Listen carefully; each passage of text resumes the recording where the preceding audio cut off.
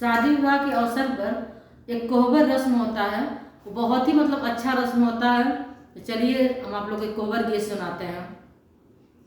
अरे कहवा के कोहबर देखी लाल से गुलाल जी, कहवा के कोहबर देखी रतन जड़ावल है, कहवा के कोहबर देखी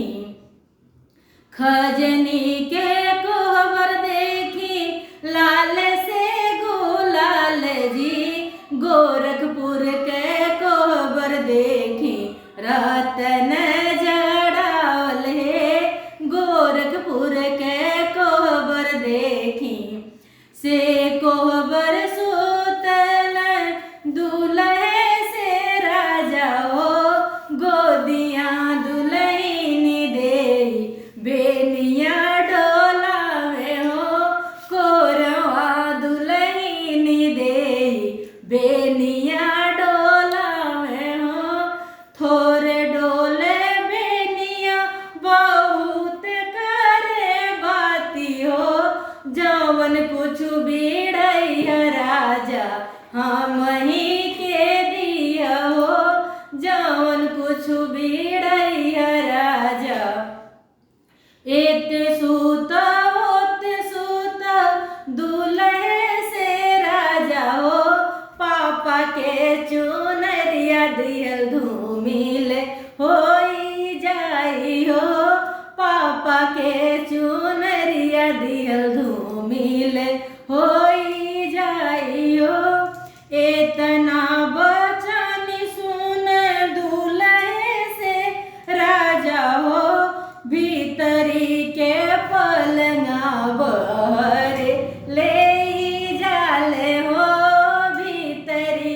के पलंगा बहर ले जाले हो, सूखे सूता धनिया से रानी हो,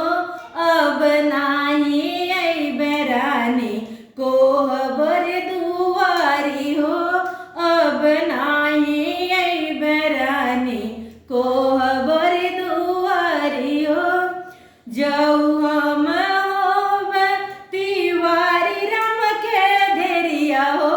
घेरी आई है काला बादर बरसे लगी है देव हो,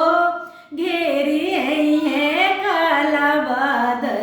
बरसे लगी है पानी हो,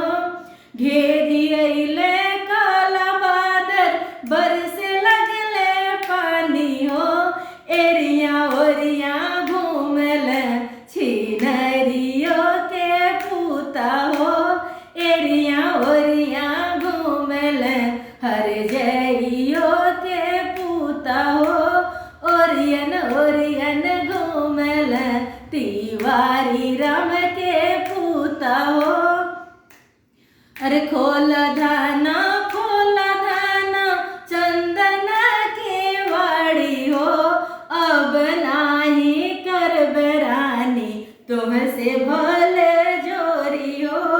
अब नाही करबे रानी तुमसे भल जोरी हो, सोन प्रभु सुन मोरी बाती हो, अपनी कमैया प्रभु हम ही के